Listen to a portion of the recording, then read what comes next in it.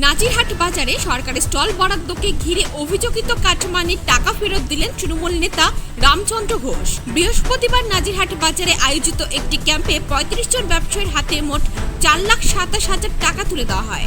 জানা গিয়েছে, প্রায় ১ বছর আগে বাজার উন্নয়ন প্রকল্পের আওতায় সরকারি স্টল বরাদ্দের সময় উপভোক্তাদের কাছ থেকে ১৫ থেকে ২৫,০০০ টাকা পর্যন্ত নেওয়া হয়েছিল। পরে ব্যবসায়ীকে সেই অর্থ ফেরতের দাবি জানালে এই দিন তা ফিরিয়ে দেওয়া হয়। রামচন্দ্র ঘোষ জানান, বাজারের উদ্বোধনী অনুষ্ঠানে খরচের জন্য এই অর্থ নেওয়া হয়েছিল, তবে বিবেকের তাড়নায় তিনি সেই টাকা ফেরত দিয়েছেন। এর সঙ্গে কোনো রাজনৈতিক চাপের সম্পর্ক নেই বলে জানান তিনি। টাকা ফেরত পেয়ে স্বস্তি প্রকাশ করেছেন ব্যবসায়ীরা। কাটমানির টাকা ফেরত পেলাম। বাজারে ব্যবসা করি, এটা চাপে পড়ে গেছিলাম। কত টাকা নিয়েছিল? ৯০,০০০। আজকে সেটা ফেরত পেলেন? আজকে ফেরত পেলাম। ভালো লাগছে টাকা ফেরত ভালো পেয়ে? লাগছে। আপনার কাছ থেকে কত টাকা নিয়েছিল? কিসের জন্য নিয়েছিল? জায়গার জন্য। কবে নিয়েছিল এটা? মানে কত বছর আগে? আচ্ছা, বলুন। আপনারা জানেন যে আমি পার্টির সঙ্গে জড়িত ছিলাম। তো নাজিরহাটে একটা সবজি শেড নির্মাণ হয়েছিল।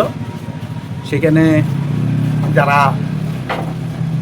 বেনিফিশিয়ারি অর্থাৎ পজিশন প্রাপক, তাদের কাছ থেকে আমরা একটা অনুষ্ঠান করার জন্য কিছু টাকা নিয়েছিলাম। আমি একটা চক্রান্তের শিকার।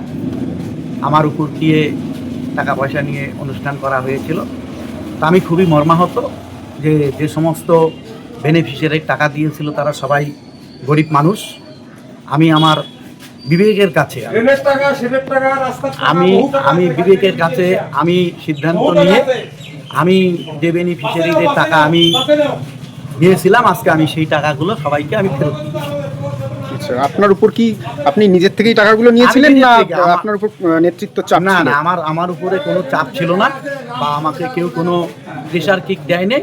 আমি নিজের থেকেই সমস্ত টাকা ফেরত দিচ্ছি। আমি যে টাকাগুলো নিয়েছিলাম আমি সেই টাকা না, আপনি যে টাকাটা নিয়েছিলেন হ্যাঁ। সেই সময় হ্যাঁ। সেটা আপনি নিজের থেকেই নিয়েছিলেন না আপনার পার্টির থেকে?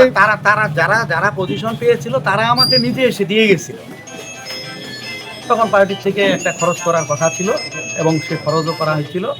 সেই টাকাগুলো আজকে আমি ফেরত দিচ্ছি। আচ্ছা।